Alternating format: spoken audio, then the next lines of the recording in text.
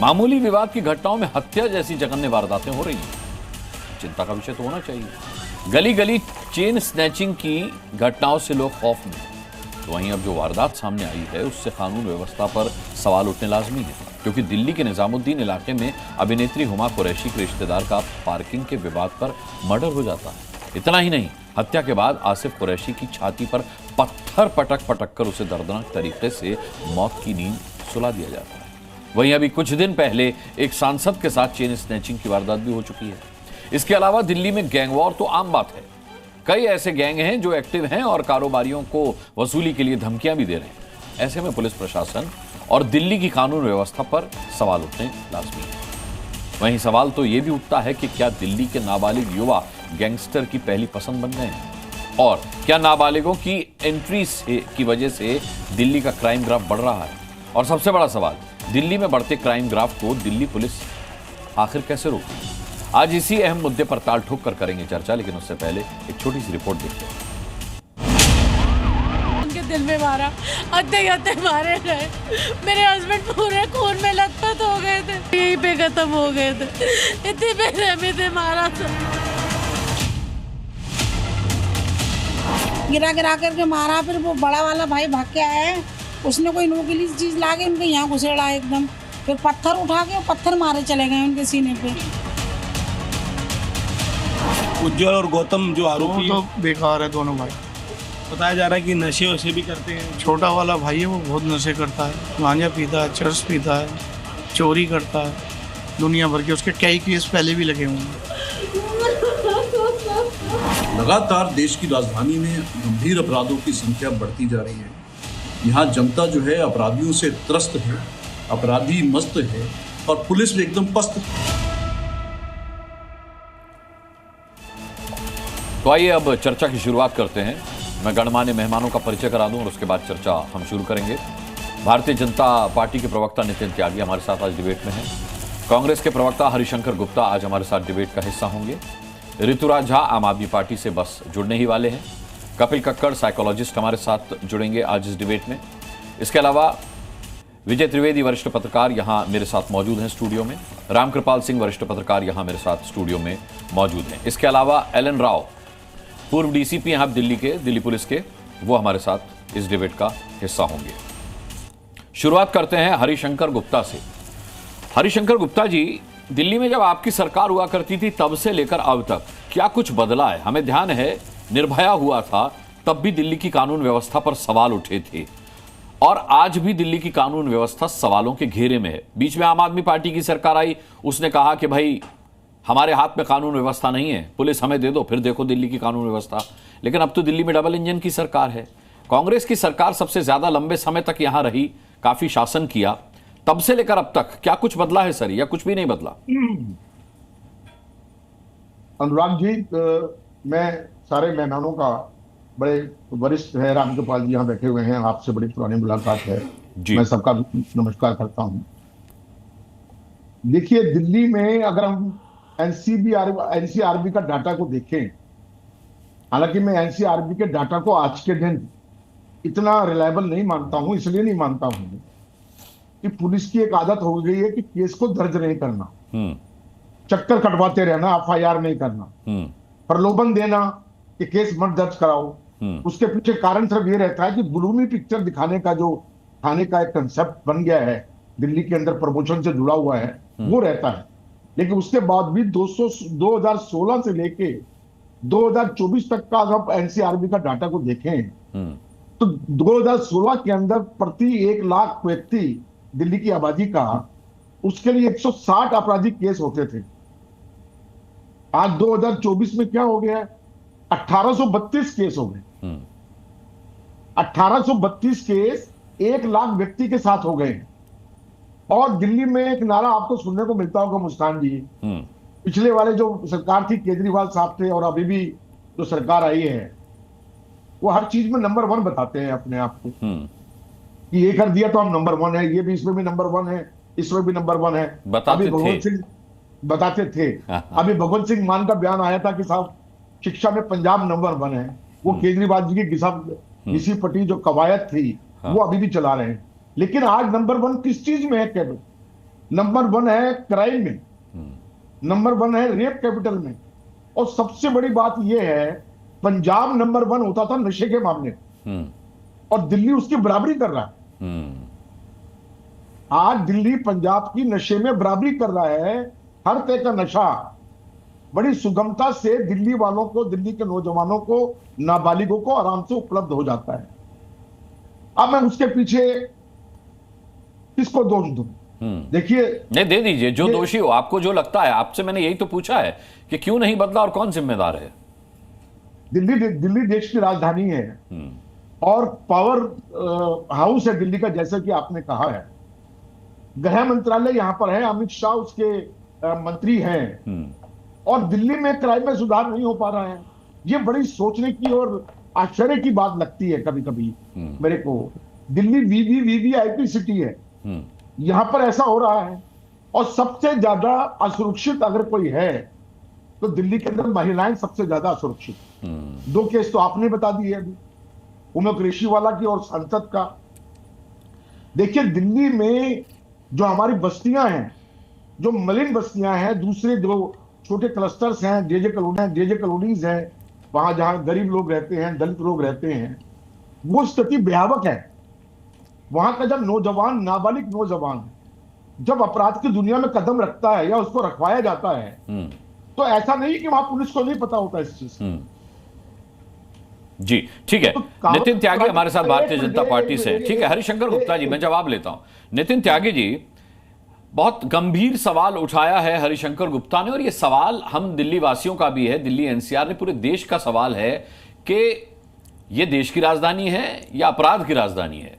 सवाल यह भी उठता है कि जिस तरीके से हरिशंकर गुप्ता बता रहे हैं कि पुलिस प्राथमिकी दर्ज नहीं करती, एफआईआर दर्ज नहीं करती, रिकॉर्ड्स में आ ही नहीं पाती कई ऐसी वारदातें। दिल्ली के अंदर लॉ एंड ऑर्डर का जो इशू है, मैं डेफिनेटली मानता हूं कि सिचुएशन और बेटर होनी चाहिए। बहुत सुधार की ज़रूरत है दिल्ली के अंदर। और जबकि मतलब हैविंग सेड दैट, मैं ये भी कहना चाहूँगा कि दिल्ली पुलिस का क्राइम डिटेक्शन रेट जो है, it is one of the highest in the world. जहाँ पे हम मतलब मर्डर केसेस की बात करें या रेप्स की, पॉक्सो केसेस की बात करें, डिटेक्शन रेट जो है इट इज़ ओवर 90%। बट उसके बावजूद भी मुझे लगता है कि पुलिस की प्रेजेंस थोड़ी सी और होनी चाहिए। और मैं बहुत बहुत धन्यवाद करूंगा अमित शाह जी का, हमारे होम मिनिस्टर साहब का। उनके अंडर में और दिल्ली के अंडर में दिल्ली पुलिस ने काफ़ी काम किया है दिल्ली के अंदर। और अब आपने जैसा कहा कि जो है डबल इंजन और ट्रिपल इंजन सरकार दिल्ली के अंदर है, बहुत ज़रूरी है कि केंद्र सरकार और दिल्ली सरकार दोनों के दोनों मिलके इसके ऊपर काम करें। पिछले 10 साल में ऐसा नहीं हो पाया, किसी वजह से आपसी तालमेल नहीं बन पा रहा था। अब मुझे लगता है कि तालमेल बन रहा है। अब सरकार है और इस तरीके की एक पॉजिटिव सोच वाली सरकार दिल्ली के अंदर है और इसके ऊपर बहुत सीरियसली काम किया जा रहा है। एंड आई एम श्योर कि आगे आने वाले दिनों में बहुत डिफरेंस दिखाई देगा पुलिसिंग के ऊपर, क्योंकि ये कोऑपरेशन के थ्रू ही हो सकता है। ये कोऑर्डिनेशन, कोऑपरेशन, ये सब कुछ दोनों सरकारें मिलकर कर सकती हैं। ये कह देना बड़ा आसान है कि सिर्फ और सिर्फ जो है केंद्र सरकार के अंडर में पुलिस आती है, लेकिन लॉ एंड ऑर्डर को पूरी तरीके से सुचारू रूप से चलाने के लिए जो केंद्र में राज्य सरकार में आपकी सरकार कोई आजकल की सरकार गाइडेंस नहीं है, बहुत ज्यादा जरूरी है। 2014 से बैठी है केंद्र में, और तमाम राज्यों में कानून वही मैं कह रहा व्यवस्था, हूं, तमाम राज्यों में जो कानून व्यवस्था है, जिस तरीके से उसका उदाहरण दिया जाता है, जहां नहीं है वहां और जहां है वहां। दिल्ली में क्या दिक्कत है? दिल्ली में तो मोस्ट अवेटेड था कि हमारी सरकार आएगी, तो कानून व्यवस्था को लेकर तो सबसे पहले कदम उठाया जाना चाहिए था। बिल्कुल, डेफिनेटली कदम उठाए जा रहे हैं दिल्ली पुलिस में। अभी आपको पता चलेगा कि रिसेंटली काफ़ी सारा रिक्रूटमेंट किया गया है दिल्ली पुलिस में। थानों की फोर्सेस को ऑगमेंट किया गया है, इनहांस किया गया है, बढ़ाया गया है, और महिला फोर्स काफ़ी सारी ज्वाइन कराई गई है दिल्ली के अंदर। और मुझे लगता है कि इसका बहुत जल्दी बहुत सारा इफेक्ट आपको दिखाई देगा। जी ठीक है, ऑन ग्राउंड आपको दिखाई देगा। हरिशंकर गुप्ता जी, आप कोऑर्डिनेशन की कमी रही पास में नितिन त्यागी जी के जवाब से? 1 मिनट, मैं तो नहीं हुआ अनुराग भाई, मैं बिल्कुल भी सहमत नहीं हूं। त्यागी जी ने क्योंकि प्रवक्ता के रूप में यहाँ पर आए हैं, बातें कहकर अपनी जिम्मेदारी से मुक्त हो गए। अगर अकेले में इनसे दिल पे घर जाके पूछा जाएगा तो ये भी वही बात कहेंगे जो हम बात करें। लेकिन जिम्मेदारी इनकी है, अमित शाह जी को भी डिफेंड करना है, भाजपा सरकार को भी। बिल्कुल, मैंने एक भी चीज में जिम्मेदारी से अगर हटने की कोशिश की हो तो बताएं। नहीं, सुन लीजिए देखिए दिल्ली के अंदर जो अपराधों की औसत है वो राष्ट्रीय औसत से 3 गुना है। और अपराध पकड़ने की जो अब 90% की जो बात की है, सरासर गलत बात है ये। 40% राष्ट्रीय औसत से ज्यादा दिल्ली के अंदर जब जहां अपराध पकड़े नहीं जाते हैं। इस बात को देखना चाहिए हम लोग, फैक्ट्स जो है उनको चेक करना चाहिए। आप अनुराग जी ये बात एक इंडिविजुअल फैक्ट नहीं दे सकते ना। राष्ट्रीय औसत जो है आप औसत में ये देखिए, फिर कंसंट्रेशन ऑफ पॉपुलेशन दिल्ली की ज्यादा है कि नहीं है पूरे देश से? नहीं कहां भाई, कलकत्ता, बॉम्बे, बेंगलोर को लीजिए, उनकी पॉपुलेशन भी कहीं कम नहीं है। और वो आप देखिए, आप राज्य के हिसाब से देखिए, आप जब पूरा का पूरा आंकड़ा दे रहे हो तो राज्य का परसेंटेज ले रहे हैं। एक मिनट, और वरना फिर सिर्फ शहरों की बात कर रहे हैं। मैं इंस्टाग्राम पर एक रील ढूंढ रहा था, सिटी लेना चाहते हैं। नितिन त्यागी जी सुनिए, मैं इंस्टाग्राम पर, सर सुनिए, मैं इंस्टाग्राम पर एक रील ढूंढ रहा था। ये इंस्टाग्राम की एक इन्फ्लुएंसर हैं, लड़की है, मैं नाम डिस्क्लोज नहीं करूंगा क्योंकि सुरक्षा का मामला है, मैं इनकी आइडेंटिटी को डिस्क्लोज नहीं करूंगा। इन्होंने कल एक रील डाली है, मैं आपको सिर्फ ऑडियो सुनवाता हूं सर, ये सुनिए। Traumatic experiences are always from Delhi. मैं अभी दिल्ली गई थी और मैं भी वापस घर आ गई हूँ, इसलिए आई फील सेफ कि मैं अपना एक्सपीरियंस शेयर करूँ। मैं लैंडेड इन दिल्ली, मैंने रैपिडो बुक करा। रैपिडो इज अ ऐप जिसमें आप कैब्स बुक कर सकते हो। भैया आए और भैया ने सारे ना खिड़की नीचे कर रहे हुए थे और मैंने बहुत ही पेशेंटली और पीसफुली उनसे पूछा कि आप एसी ऑन करोगे क्या, बिकॉज अपेरेंटली कोई भी कैब वाला एसी ऑन करता ही नहीं है। मतलब एक से ऊपर तो उनका आई थिंक वो स्विच होता ही नहीं है। He just looked at me very angrily, ये एसी ना मेरी मर्जी से ऑन होगा, आपको एसी की इतनी ज़रूरत है तो किसी और कैब को बुक करो, ठीक है। एंड आई वाज लाइक कि चलो अभी मेरा माथा बिल्कुल मुझे नहीं ख़राब करना। आई वेंट टू रैपिडो का जो काउंटर था, उनको मैंने बोला कि and the Rapido guy was very sweet, he fought with him. ये सब गाली गलौज चल रही थी बीच में, मैंने बोला कि यहाँ से हम निकलना पड़ेगा, तो मैंने फटाफट से उबर बुक करा। मुझे अब जाना था नोएडा, एंड नोएडा है एयरपोर्ट से बहुत दूर, and it's a long route. And मुझे बीच में आ गई नींद, मैं सो गई। मैंने जैसी अपनी आंखें खोली, I could see the cab वाले भैया was recording me. Can you imagine? मैंने आंखें खोली and all I could see was him recording me. First I was like in a denial कि नहीं शायद मेरा वीडियोज देख रहे हैं इंस्टाग्राम पे, but then it was like real, he was recording me. अब मेरी इतनी फटी। सर ये हाल है दिल्ली का। नितिन त्यागी जी, बड़ा दुर्भाग्य है, ये लड़की वीडियो के एंड में कहती है कि दिल्ली आने में डर लगता है। ये दिल्ली की बदनामी है सर। डेफिनेटली देखिए, दिल्ली में आए और किसी का गलत एक्सपीरियंस हो, हम लोग जहां दिल्ली के टोटल दिल्ली के as a experience of Delhi, इसको हम इनहांस करने की कोशिश कर रहे हैं। ऐसे इंसिडेंसेस और इस तरीके से जो भी हुआ उससे जो है डेफिनेटली दिल्ली की पूरी ख़राब होती है इमेज। पर मैं ये फिर भी कहना चाहूँगा कि अगर उन्होंने पुलिस को अप्रोच किया है और पुलिस ने एक्शन नहीं लिया है, तो इस वक्त हम जो पुलिस के ऊपर बात कर रहे हैं तो हम उसमें फिर बात कर सकते हैं कि हाँ पुलिस का इनएक्शन रहा। लेकिन मैंने तो ऐसा देखा है कि लोगों ने इंस्टाग्राम पे या ट्विटर पे या फेसबुक पे अपने इस तरीके के ऑडियंस को अगर डाला तो पुलिस वालों ने सो मोटो उसका कॉग्निजेंस लेते हुए एक्ट करके और लोगों को दे हैव बुक्ड पीपल। बहुत ऐसे एक्शंस हुए हैं वीडियो में अंदर। मैं कमेंट करूंगा, मतलब बहुत कॉम्प्लीमेंट देना चाहूंगा दिल्ली पुलिस के पास प्रोएक्टिव एक्शंस लेते हैं। इन्होंने कहा कि ये वहां से भाग गई, मतलब इन्होंने अपनी जान बचाना प्राथमिकता समझी। इन्होंने कहा कि ये एक इवेंट के लिए आई हैं तो यहां से निकल लेना ही ठीक है। मैं लौटूंगा नितिन त्यागी जी। एलन राव हमारे साथ जुड़ गए हैं, फॉर्मर डीसीपी हैं दिल्ली पुलिस के। एलन राव सर, आप लंबे समय से दिल्ली की कानून व्यवस्था की कमान भी संभाली आपने और आप लंबे समय से दिल्ली की कानून व्यवस्था पर नजर भी रखे हुए हैं। आपका आकलन क्या कहता है सर, क्या कुछ बदला है दिल्ली में कानून व्यवस्था को लेकर, या फिर सब वैसे का वैसे ही है, या और भी बिगड़ गया है? नमस्कार आपके सभी व्यूअर्स को, आपको सभी को पैनलिस्ट को नमस्कार। और ये जो आइसोलेटेड इंसिडेंट्स जो रिपोर्टेड होते हैं, जैसे अभी हुआ है, कल 2-3 दिन पहले भी हुआ था, ऐसे इंसिडेंट्स होते हैं जघन्य अपराध के बारे में, तो डेफिनेटली लोगों का जो विश्वास है वो थोड़ा सा डगमगा जाता है पुलिस के रवैये पर या पुलिस की प्रिवेंशन ऑफ क्राइम को रोकने की नीति पर। तो कहीं ना कहीं पुलिस को डेफिनेटली कटघरे में खड़ा करने की कोशिश की जा रही है पब्लिक द्वारा, प्रेस द्वारा।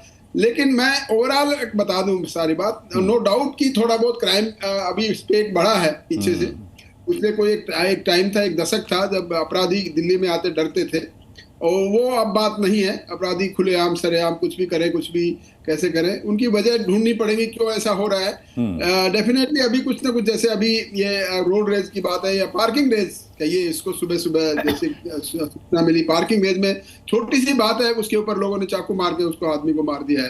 तो ऐसे ही कोई और इंसिडेंट्स ऐसे हुए हैं जो अभी आप दिखा रहे थे, इंस्टाग्राम की जो वॉइस रिकॉर्डिंग थी जी। वो जो कैब वाले ने जो बदतमीजी करी है बच्चे के साथ में, वो भी एक ऐसे सहनीय नहीं है।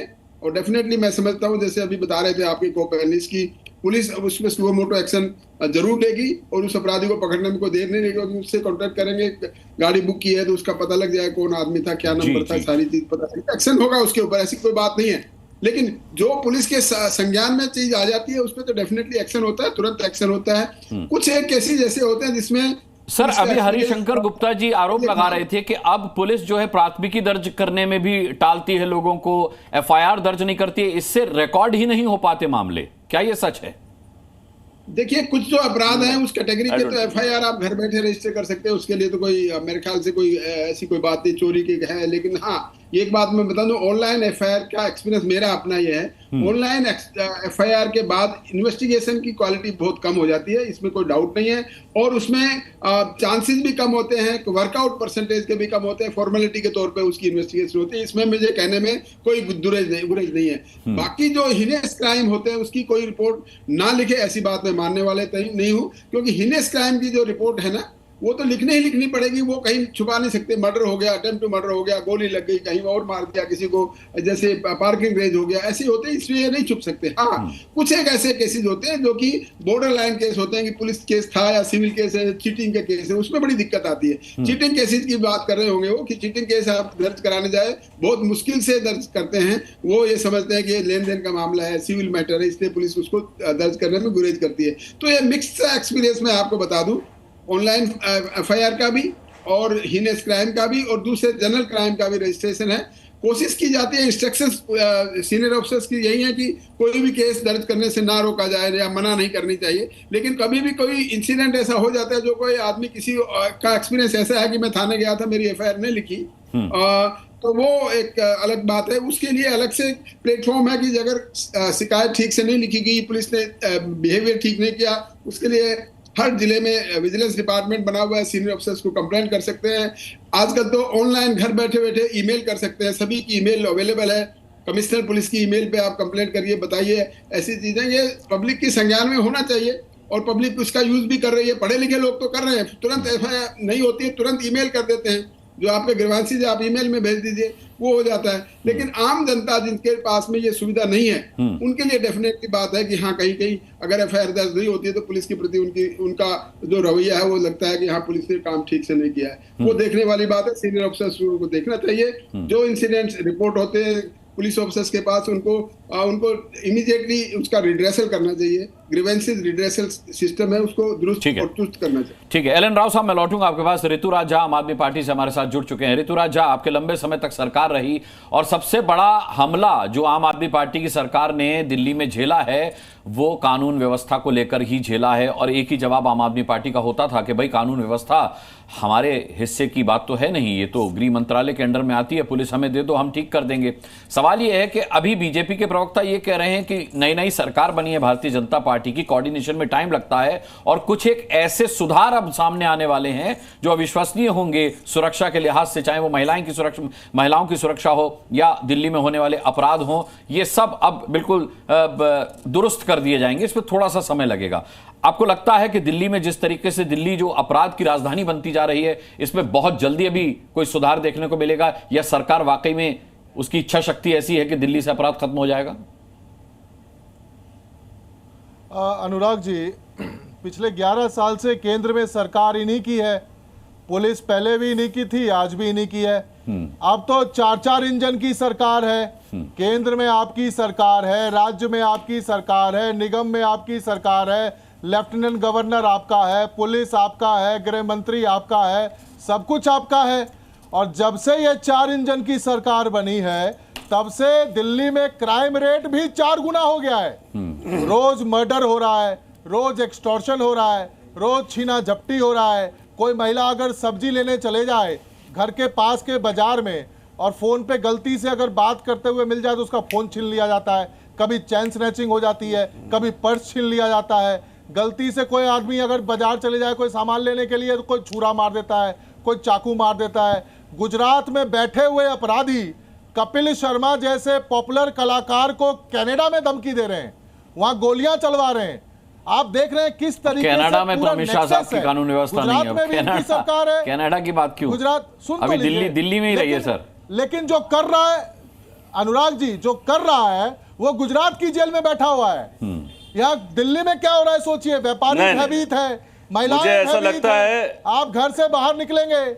आप मुझे बताइए, एनसीआरबी की रिपोर्ट कहती है दिल्ली को इन्होंने रेप कैपिटल बना दिया, इन्होंने क्राइम कैपिटल बना दिया, एक्सटॉर्शन कैपिटल बना दिया। ये हो क्या रहा है दिल्ली के अंदर में? कर क्या रहे ये लोग? कौन ठीक करने के लिए आएगा? इसको ठीक करने के लिए भी डोनाल्ड ट्रंप आएगा क्या? डोनाल्ड ट्रंप कनाडा, गुजरात या दिल्ली छोड़कर कहां घूमा है दुनिया? नितिन त्यागी जी। अनुराग जी आप बहुत पॉपुलर जो है सो एंकर, आप मुझे बताइए कि दिल्ली के ऊपर में पूरी दुनिया की नजर है, देश की राजधानी है, इंटरनेशनल मीडिया है, हर कोई आता है, डिप्लोमेट्स आते हैं, सब लोग आते हैं। इस तरह की खबर पढ़ेंगे तो पूरे विश्व पटल पे क्या इमेज बना रहे हैं आप देश का? दे रहे हैं नितिन त्यागी जवाब दे रहे हैं इसका।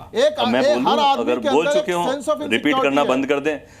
मैं आदरणीय प्रवक्ता जो है आम आदमी पार्टी के, उनसे कहूंगा कि अगर आप रिपीट करना बंद कर दें अपनी बात को तो मैं आगे बोलूं कुछ। जी बोलिए। जी, मैं ये कह रहा हूं कि दो तरीके के क्राइम होते हैं, एक आइसोलेटेड इंसिडेंट्स होते हैं और एक ऑर्गेनाइज्ड क्राइम्स होते हैं।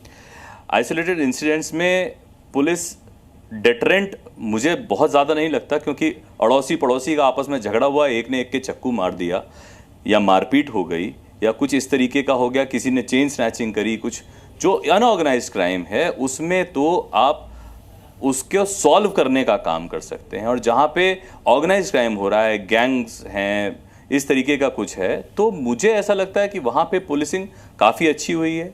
अभी आम आदमी पार्टी के प्रवक्ता कह रहे थे जिनके खुद के सिटिंग एमएलए एक्सटॉर्शन रैकेट में खुद अंदर गए हैं, कुछ दिन पहले किसी गैंगस्टर के साथ मिले हुए थे, वो लोग इस तरीके की बात करते हैं। वो लोग जिन लोगों ने एलिजिडली जो है एंटी नेशनल से, कनाडा के एंटी नेशनल से ही पैसा लिया था और वही लोग शूट करवा रहे हैं जिसके लिए बात कर रहे थे, चाहे वो गुजरात की बात कर रहे थे, पता नहीं क्यों जोड़ना चाहते हैं, हाथ झाड़ना चाहते हैं। लेकिन फिर भी मेरा ये मानना है कि 10 साल आम आदमी पार्टी ने पिछले, मेरे को कहना की जरूरत नहीं है पर फिर भी कह रहा हूं क्योंकि उन्होंने इतना बोला कि 10 साल सिर्फ हाथ झाड़ने के अलावा कोई काम नहीं किया।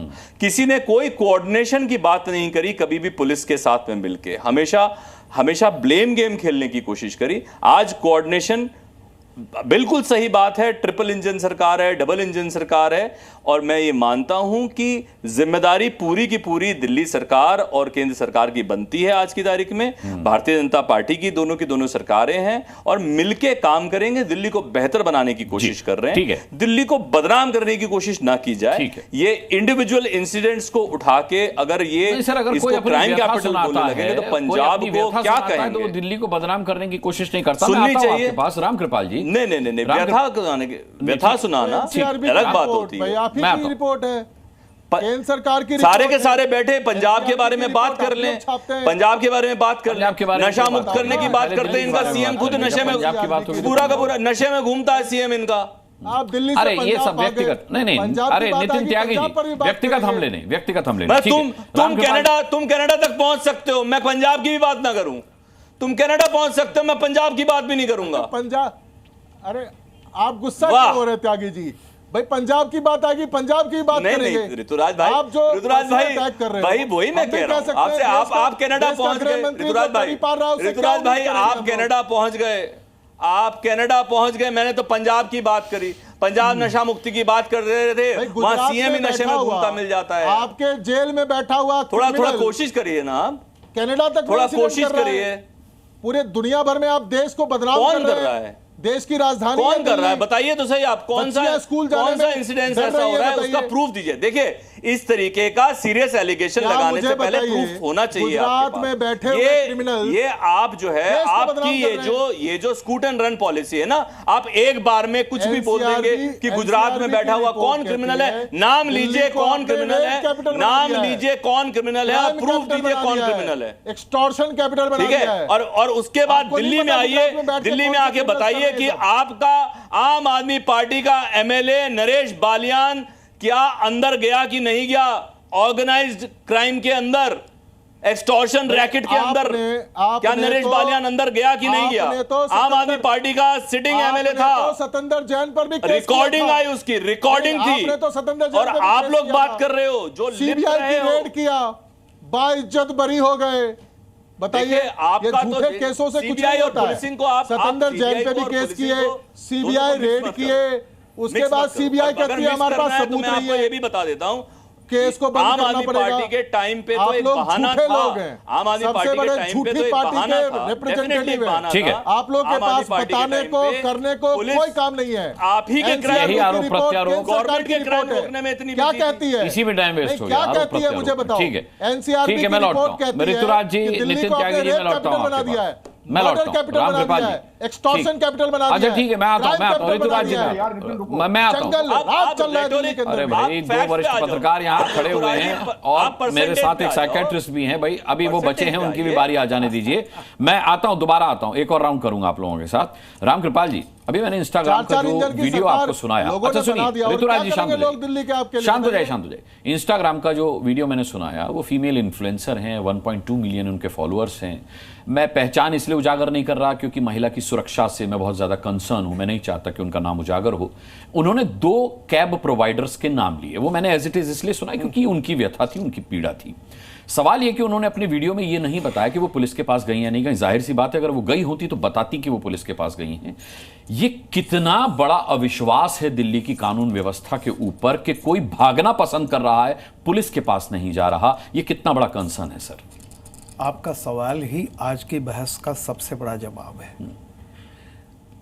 जो लोग, मैं मानता हूं कि अभी जो पुलिस के अधिकारी कह रहे थे, मैं सम्मान करता हूं उनकी बात का, लेकिन देखिए ज़मीनी सच्चाई ये है कि मेरे साथ भी अगर कल को, मैं संपादक रहा हूं 20 साल, कल को इस घटना, इससे ऐसी कोई मतलब रोड रेज हो जाता है, मैं हमेशा हाथ जोड़ के भैया ठीक है आप चलो हम जाते हैं।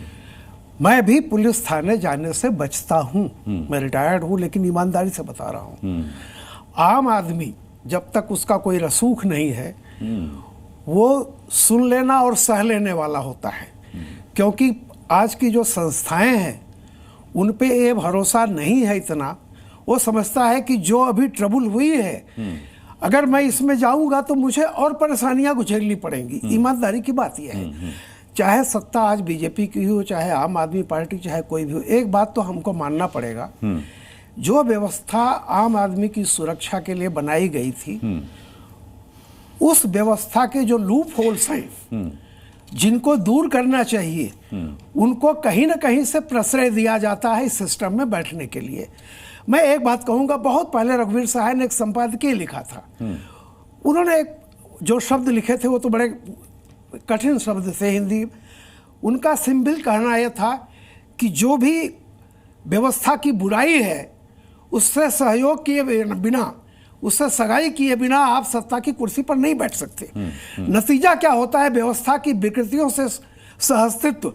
अब आपको मैं एक बात बताऊं, देखिए इसी बात पर, जिस पर कोई विवाद नहीं होना चाहिए था हम पार्टियों में भी, कि हाँ अपराध बढ़ रहा है और अपराध किसी पार्टी के नाते नहीं बढ़ रहा है। माफ कीजिएगा, अपराध दिल्ली में जब रंगा और बिल्ला का काम हुआ था तब भी हम जानते हैं कि दिल्ली में क्या हुआ था। उसके बाद जो वो लड़की के साथ जो भी हुआ था निर्भया का, बहुत सारी चीजें होती हैं, लेकिन एक जब कोई वीआईपी केस होता है तो हमारी बहुत सारा हम उस पर डिबेट करते हैं, लेकिन बार बार जो ये चीजें होती हैं तो कहीं ना कहीं से जो आज की व्यवस्था है, एक बात मेरा कहना था कि सभी पार्टियां इस बात को देखें कि हमारे कहीं ना कहीं से जिसको एक डिटरेंस बोलते हैं, डर हो लोगों में, अपराधियों में डर हो। अपराधी जानता है कि यहाँ से निकलने के बाद अगर 2 थप्पड़ मार भी दूंगा ये थाने नहीं जाएगा। एक तो उसका मन बढ़ा हुआ है, दूसरी एक चीज ये देखिए प्रवृत्ति जो बढ़ रही है, बहुत सारे जो गैंग्स हैं वो अब जुवेनाइल को शामिल कर रहे हैं, क्योंकि एक उनको होता है कि ये जल्दी छूट जाएगा, जेल में नहीं जाएगा। आपने देखा होगा वो जो लॉरेंस बिश्नोई गैंग में भी अब इस तरह के लोग रिक्रूट किए जा रहे हैं। हमको देख करके इस बात को, जो भी आज सरकार में है उसको ये कहना कि नहीं सब कुछ ठीक हो रहा है, मैं मानता हूं कि सबसे पहले ये स्वीकारोक्ति होती है, जैसे त्यागी जी ने कहा, माना है उन्होंने। आप स्वीकार कीजिए और ये सारी पार्टियों का सहयोग लेकर के कि आप देखिए कि कहाँ है थाने की इज्जत, क्यों नहीं आज की तारीख में पुलिस पैसे मांगती है FIR दर्ज करने के लिए। इस बात को हम बिल्कुल इनकार नहीं कर सकते हैं। हो सकता है कि कुछ केसेस में ना हो, लेकिन ज़्यादातर जो छोटे लेवल पर है करप्शन उसी तरह का है मेरा कहना। और जो ये आप रैपिड वाली बात जो बता रहे हैं, जी। ये देखिए जैसे जैसे टेक्नोलॉजी बढ़ रही है, बहुत सारी चीज़ें बढ़ रही हैं। अब क्या हो गया जरा सा, अब कौन किसको रिकॉर्ड कर रहा है, कौन किसको नहीं, वो जो महिला ने लिखा हुआ है, कैब ड्राइवर धमकी दे रहा है। हाँ वही कह रहा हूँ, क्योंकि मैं एक थाने और में, ये जानते हुए सर कि ऑन रिकॉर्ड है उसका नाम। बस एक मैं घटना बता रहा हूँ। मैं संपादक था, तो हम संपादकों को भी जाना पड़ता है कई मुकदमे में। एक जुवेनाइल का केस था, उसमें मैं गया हुआ था कहीं उसमें केस में। वहाँ मैंने देखा कुछ लोग पकड़ के आए थे और वो हथकड़ियों में बंधे हुए थे। अच्छा। वो मुस्करा रहे थे, तो मैं वहाँ बाहर खड़ा था, मेरी तब तक पुकार नहीं आई थी उसकी। वो सब आपस में बात कर रहे थे, अरे 2 घंटे की बात है, अभी तो जमानत मिल जाएगी, चल छूट, तू पिछली बार कब आया था, फलाना बार। यानी वे लोग इतने प्रसन्न थे कि अभी वकील आएगा, हमें जमानत मिल जाएगी। और तब मैंने उससे पूछने की कोशिश की कि आप जो ये बात कर रहे थे क्या होता। बोला साहब हम महीना पहुंचाते हैं, सब ऊपर से नीचे तक हमारी मदद करते हैं। और मतलब वो उस तरह के छीन झपट्टा वाले जैसे पॉकेट मार होता है ना, वो इतनी बार भेल उनकी हो चुकी है, आते हैं जाते हैं। मैं देख के सन रह गया। और ये मेरे सामने घटना मैं बता रहा हूँ। तो कुल मिला के यानी हमें ये भी अरविंद देखना केजरीवाल सही पड़ेगा, कहते थे सब मिले हुए हैं। जुडिशरी का मामला भी तो हो गया ये कि जमानत मिल गई। मेरा कहना है कि आज की है। तारीख में ये देखना चाहिए कि पुलिस का डर हो, लोगों को ये पता चले कि ये जो मैं कर रहा हूँ वो बहुत जल्दी, मैं मानता हूँ कि आजकल ये नवयुगों में बहुत ज़्यादा उबाल आता है, बहुत जल्दी वो झगड़ पड़ते हैं, कुछ तो समाज बदल रहा है। लेकिन अगर ये डर होगा कि इसकी कीमत क्या चुकानी पड़ेगी, तो मैं समझता हूँ क्राइम कम होगा।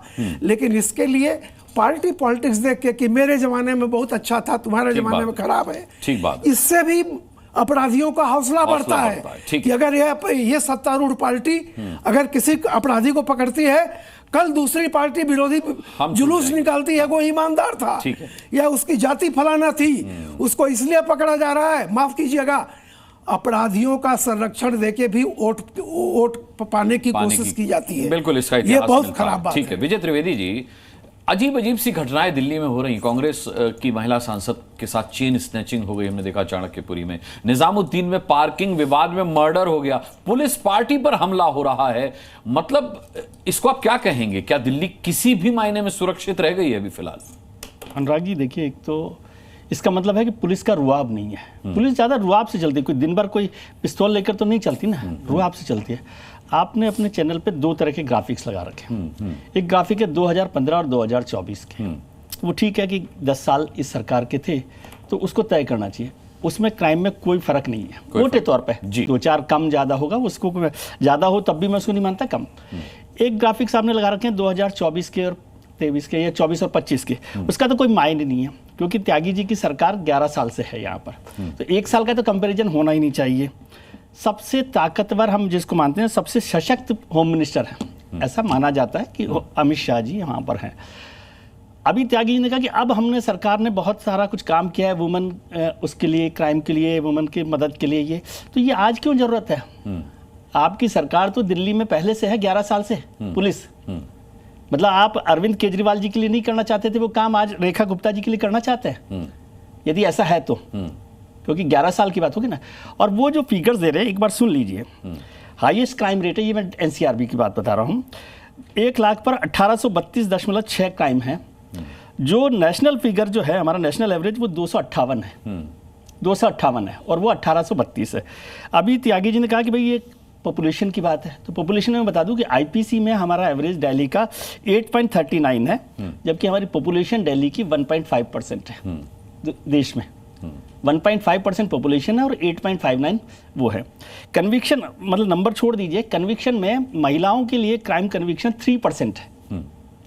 और दूसरी बात जो कही कि अनऑर्गेनाइज्ड क्राइम जो है वो होता रहता है ऑर्गेनाइज। सर सारी जो आम आदमी है ना उसकी परेशानी अनऑर्गेनाइज्ड क्राइम है। ठीक बात है। उसके लिए स्नैचिंग, उसके लिए झगड़ा, पार्किंग, ये सब ऑर्गेनाइज वाले तो अपने आप निपटते हैं और उनके लिए बहुत सारे लोग होते हैं। तो अनऑर्गेनाइज्ड क्राइम पर ही काम करने से पुलिस में भरोसा बढ़ता है, उसमें क्राइम पर भरोसा बढ़ता है। उसमें एक छोटी सी बात कह दूं, दिल्ली पुलिस का वो स्लोगन होता है, दिल्ली पुलिस सदैव आपके साथ। आपकी जगह उसमें नेता लिख दें, क्योंकि चाणक्यपुरी में एमपी की चैन स्नैचिंग हो जाए तो 10 टीमें लगाकर आप 24 घंटे में चैन पकड़ लेते हो। मयूर विहार में हो जाए, पड़पड़गंज में हो जाए, रोहिणी में हो जाए, कितनी टीम बनाते हैं और कितनी चैन स्नैचिंग या मोबाइल स्नैचिंग की घटनाओं को वो करते हैं। तो ये सब चीजें, और ये तो तर्क ही गलत लगा मुझे त्यागी जी का कि अब हमने ठीक कर दिया। वो केजरीवाल जी की सरकार के लिए ठीक नहीं कर रहे थे, रेखा जी की सरकार के लिए ठीक कर रहे हैं। चलो देर से भी आए, लेकिन ये सब चीजों को मजबूत तरीके से पर आरोप लगाते थे ना, वो कहते थे केजरीवाल सहयोग नहीं करते, केजरीवाल कहते थे कि गृह मंत्रालय सहयोग नहीं करता। तो उस पर काम, और मुझे लगता है कि अब इस पर रुआब पर थोड़ा सा काम करना चाहिए कि क्या पुलिस मौजूद है। और जैसे रामकृपाल जी ने कहा कि डर लगता है आपको रिपोर्ट कराने में, ये तो परसेंटेज तब है जब रिपोर्ट नहीं कराते। ठीक है, मैं पर्सनल नहीं जाता कि मैं देखता हूं मैं अपने घर के बाहर मेरा रात को 8 बजे मोबाइल स्नैच हो गया। ठीक है, और जो क्राइम पुलिस वैन आई उसने कहा सर मेरे ही वो हो गया था स्नैच, कहां मिलेगा अब। कई मामलों में तो पुलिस मोबाइल चोरी की रिपोर्ट तक दर्ज नहीं करती। वो कहती है खो गया मोबाइल, ही खो गया, आप खो गया लिख दीजिए, चोरी की रिपोर्ट दर्ज नहीं करेंगे। ठीक है, मैं इसका जवाब नितिन त्यागी जी से लेता हूं, संक्षिप्त सा जवाब रखिएगा। कपिल कक्कड़ भी हमारे साथ साइकियाट्रिस्ट, उनके पास भी जाऊंगा। अनुराग एक मिनट जरा, मैं आता हूं, मैं ऋतुराज जी आता हूं। नितिन त्यागी जी, आप जवाब देना चाह रहे थे विजय जी की बात पर? हाँ, आपका क्वेश्चन नहीं आया क्योंकि आवाज थोड़ी सी क्रैक। आपने हाथ उठाया था विजय जी की बात पर, तो मैंने सोचा आप काउंटर करना चाह रहे हैं। अगर आप कुछ नहीं कहना चाह रहे तो मैं साइकियाट्रिस्ट के पास जाता हूं। हाँ अच्छा, हाँ जिस वक्त हाँ विजय जी बात कर रहे थे क्राइम अगेंस्ट वुमेन में कन्विक्शन रेट की। कन्विक्शन रेट और डिटेक्शन रेट में थोड़ा सा फर्क होता है। पुलिस का काम क्राइम कन्विक्शन में पुलिस का ही काम होता है सर, जो है वो जुडिशरी का मामला है। बड़े आसानी से आप पुलिस को बदनाम करेंगे। पुलिस को बदनाम करने के लिए आप कन्विक्शन रेट स्टैटिस्टिक्स में जोड़ के 3% डाल के और पुलिस को बदनाम करने की कोशिश कर रहे हैं। 1859 तो पुलिस का काम है क्राइम का। करने के लिए क्या इंटरपोल आएगा? अधिकांश लोग कन्विक्शन पुलिस से जुड़ा हुआ मामला है। नितिन जी को पता है कि नहीं पता है? सबका काम है। सुन लीजिएगा एक मिनट, जी बताइए, एक सेकंड सुन लीजिए। कन्विक्शन के लिए इंटरपोल आएगा। आप कन्विक्शन रेट से पुलिस की एफिशिएंसी को सुनिए। कन्विक्शन के लिए जुडिशरी होती है ऋतुराज जी। आप तो पढ़े लिखे हैं, फिर ऐसी बातें कर रहे हो। आपने तो बैंगलोर से इंजीनियरिंग करी है, तो जुडिशरी भी उसके बाद भी आप पढ़े लिखे होने के बाद ऐसी बात कर रहे हो। तो इसलिए आप समझो बात को, जुडिशरी को आप अभी पुलिसिंग की बात कर लें, फिर जुडिशरी पे आ जाते हैं। सजा होती है, पुलिसिंग की बात कर लें। तो पुलिस ही तो मेरा ये कहना है पुलिस से कन्विक्शन होता है। बहुत सारे लोग क्या गलत बात कर रहे हैं वो, कि आप करके इंस्टाग्राम पे डाल देते हैं कि आपके साथ क्या हो रहा है, लेकिन आप इतनी जहमत नहीं उठाते कि आप ऑनलाइन एफआईआर दर्ज कर दें। आप ऑनलाइन तक एफआईआर, चलिए आपको डर लगता है कि आप पुलिस स्टेशन नहीं जाना चाहते, रात बेरात कोई इंसिडेंट हुआ, आप अकेले रहते हैं, कोई महिला अकेले रहती है, वो अकेले थाने में जाते हुए हो सकता है उसके अंदर यही डर निकालना है सर, यही डर लोगों के दिमाग से निकालना है, यही डर निकालना है। ये आपकी सबसे बड़ी सफलता होगी। कपिल कक्कड़ बहुत देर से सभी को सुन रहे हैं। डर निकलना बहुत जरूरी है। मैं आता हूं, मैं ऋतुराज जी आपके पास भी आता हूं, और ऑन ग्राउंड हरिशंकर जी आपके पास भी आता हूं, दोनों के पास आता हूं। कपिल कक्कड़, मैं आपसे उस मानसिकता पर बात करना चाहता हूं सर, कि जब नाबालिग लोग क्राइम करने लगते हैं, नाबालिग बच्चे क्राइम करने लगते हैं, नशा करने लगते हैं, पार्किंग विवाद में मर्डर कर देते हैं, सिगरेट के विवाद में उसके पेमेंट को लेकर के कोई विवाद होता है, मर्डर कर देते हैं। किस तरीके की मानसिकता है? क्या इन लोगों को किसी बात का डर नहीं होता? किस तरह से इनकी साइकोलॉजी काम करती है कि अंजाम की परवाह किए बिना मर्डर कर देते हैं? बहुत बड़ा क्राइम है सर, बहुत बड़ा हौसला, हिम्मत और बहुत निडरता चाहिए इसके लिए। देखिए, मैं पिछले आधे घंटे से आपके पैनलिस्ट को सुन रहा हूं और जी। मुझे बहुत ही जो आर्ग्यूमेंट्स है बहुत शैलो, बहुत नाइव, बहुत शैलो, जैसे हम प्रिटेंड कर रहे हैं कि हमें कुछ मालूम नहीं है और हमें ग्राउंड हकीकत मालूम नहीं है। आपने जो पूछा, मैं आपको बता दूं आपके पैनल, क्योंकि राव साहब एक है जिनको ग्राउंड रियलिटी मालूम है, मुझे मालूम है वो 2016 में 13-14 में या 15 में मैंने एक PIL करी थी दिल्ली हाई कोर्ट में ऑन दिल्ली पुलिस रिफॉर्म्स। वो जो PIL मैंने पब्लिक इंटरेस्ट लिटिगेशन करी थी, उसके अंदर मैंने वर्ल्ड वाइड कम से कम 25 से 30 डिफरेंट कंट्रीज की पुलिसिंग पढ़ की स्टडी करी थी, साइकोलॉजिकल स्टडी करी थी और उसके बाद हमने प्रेजेंट किया था। अब ये लोग जो बातें कर रहे हैं आम आदमी पार्टी, कांग्रेस वाले, चाहे आप आम आदमी पार्टी सेंटर में आ जाए, दिल्ली पुलिस, चाहे आप चीफ मिनिस्टर बन जाए, मैं बन जाऊं, प्राइम मिनिस्टर बन जाऊं, होम मिनिस्टर बन जाऊं, पुलिस आपकी चेंज नहीं होगी। अब सवाल है क्यों नहीं होगी? जब मैंने PIL फाइल करी थी उस टाइम दिल्ली पुलिस के अंदर जो सैंक्शन था that was 84,000 Delhi police personnels और उसमें से 78 के 79,000 पुलिस वाले ड्यूटी पे थे, 4-5 हजार वैकेंसीज थी। तो मेरा कहने का मतलब है, पहली बात कि जो दिल्ली पुलिस है दे वर अंडरस्टाफ्ड। उसके बाद इन्होंने नॉर्थ ईस्ट वगैरह से अब लोग लिए हैं और अब इनकी 1,05,000 है। अब अगर आप 1,05,000 को भी देखते हो, 150 हम अपना जो 1.5 करोड़ जो पॉपुलेशन दिल्ली की है वो सफाइस नहीं होती। दूसरा, आप प्लीज मत भूलिए, ये मैं आपको पूरा डेटा दे रहा हूं, मैं हवा में नहीं बात कर रहा हूं, मैं आपको, क्योंकि मैंने इस पर पूरा रिसर्च करा हुआ है। आप देखेंगे कि उसके अंदर आपके, अगर आपकी 1,15,000 या 5,000 पुलिस दिल्ली में है, उसके अंदर आपके पुलिस के जो ड्राइवर्स हैं वो भी आएंगे, उसके अंदर कांस्टेबल्स आएंगे 30-40 हजार। अब कांस्टेबल के पास आपको पता होगा कि गन तक नहीं होती, उसके पास क्या होता है, एक डंडा होता है। मैं साथ में यहां पे जहां मैं रहता हूं वहां का मैं RWA का प्रेसिडेंट 10 साल रहा। मैंने ऐसे ऐसे केसेस देखे जहां पे मैं, और अभी की बात कर रहा हूं हाल फिलहाल की, कि एक आदमी, एक रेजिडेंट गया पुलिस स्टेशन ये बोलने के लिए कि मेरे बेटे का घड़ी चोरी हो गई है, कोई घड़ी ले गया है छीन के, और बिल्कुल पुलिस स्टेशन के सामने पार्क कर, मैं एक पॉश कॉलोनी में रहता हूं दिल्ली की वन, और वहां पे पुलिस वाला ने, आपको पता है क्या बोला? पुलिस वाला कहता है आपने अपने बेटे को इतनी एक्सपेंसिव घड़ी क्यों दी, आपने क्यों पहनने को दी? और ये मैं आपको फैक्ट, जब अगर किसी के, मैं आपको छोटे से मैं बड़े पे जाऊंगा, अगर किसी की मोटर चोरी हो जाती है तो पुलिस वाला कहता है आपने मोटर पीछे क्यों लगाई, अपने घर के अंदर क्यों नहीं लगाई? अब सवाल ये है, ये सब चीजें क्यों होती हैं? क्योंकि एक तो आपकी जो दिल्ली पुलिस है और ये वर्ल्ड, अपने पूरे इंडिया की पुलिस है, दे ओवरवर्क एंड दे आर अंडरस्टाफ्ड। तो इसमें कोई भी आ जाएगा, कुछ नहीं कर पाएगा। दूसरी बात, अगर आप पुलिस की बिहेवियर देखेंगे, हमारी ब्रिटिश पुलिस अभी भी चलती है, चाहे कांग्रेस आ जाए, बीजेपी आ जाए, आम आदमी पार्टी आ जाए, सब बातें बड़ी बड़ी करते हैं, पर जो हमने special powers Delhi police all across, क्योंकि ब्रिटिशर्स का क्या था, उन्होंने जो इंडियंस को अगर उन्होंने डोमिनेट करना था तो वो पुलिस से करते थे, तो उन्होंने पुलिस को एक्स्ट्राऑर्डिनरी पावर्स दी हुई थी, और वो पावर्स आज की डेट में भी चल रही हैं। और मैंने अभी last year times of India वगैरह में भी आया था, हमने एक, जहां मैं रहता हूं, हमने पुलिस चौकी के सामने प्रोटेस्ट भी किया था, क्योंकि हमारे यहाँ पे एक डॉक्टर का मर्डर हो गया था। और देखिए मर्डर क्यों हुआ था, वो क्यों, क्योंकि पुलिस की पेट्रोलिंग नहीं होती कहीं पे, क्योंकि ये लोग खुद अंडरस्टाफ्ड हैं। और हमने देखा कि पुलिस बेसिकली, अच्छा आप FIR, अब ठीक है 0 FIR हो गई, आपने ऑनलाइन FIR कर दी, बट FIR आप थाने में लिखवाएंगे, आप चौकी में नहीं लिखवा सकते FIR। तो FIR के लिए आपको थाने जाना पड़ेगा, जैसे हमारा थाना है निजामुद्दीन। आप अगर मैं लोकल चौकी में लिखना वाला चाहूं, अब क्या होता है कि वहीं पे जो लोग होते हैं उनका इतना कॉन्फिडेंस, जो एंटी सोशल एलिमेंट्स होते हैं, उन्होंने देखा होता है कि पुलिस वाले कुछ नहीं करते।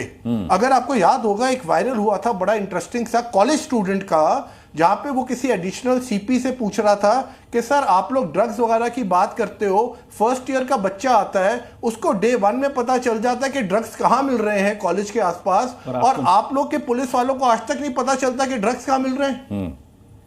तो जब पुलिस, देखिए साइकोलॉजी में क्या होता है, environment is given by the government.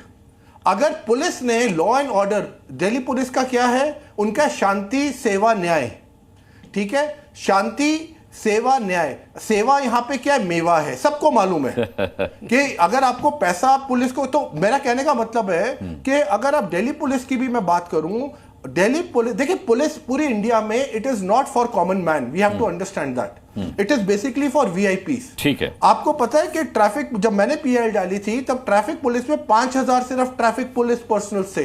अब आप बताइए 5000 लोग आप कैसे एक्सपेक्ट कर सकते हैं कि पूरी दिल्ली को मैनेज करेंगे? ठीक है, कपिल कक्कड़ जी, तो आपके सवालों का जवाब एलन राव साहब से लेता हूं।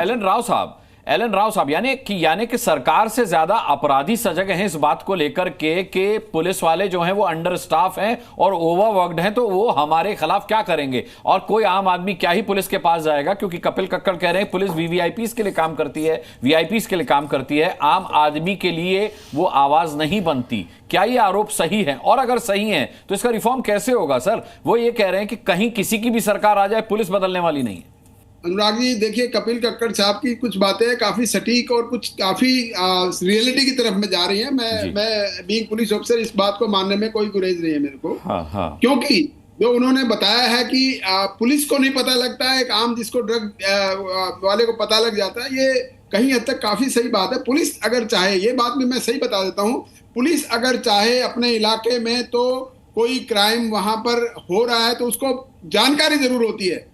ये कहे पुलिस की हमें जानकारी नहीं है, ये मैं नहीं मान सकता बिल्कुल भी।